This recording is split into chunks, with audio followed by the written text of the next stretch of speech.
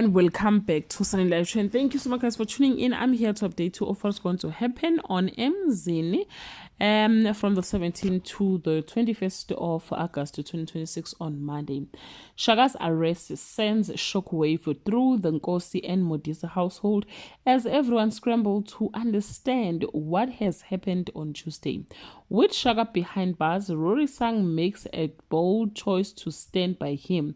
But as Shaka dares to dream of a future with her, the truth he's hiding threatens to tear it all apart on Wednesday. Duduzile risks everything as she gives in to her desire for Panyaza, reigniting a forbidden affair behind Zakele's back on Thursday.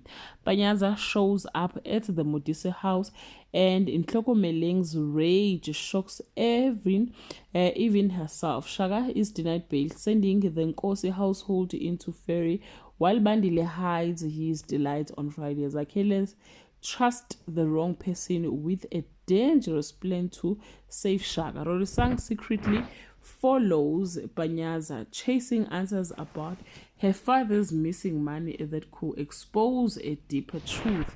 Well guys, that's all I have for today. You can leave your comment below and share your opinion. Bye.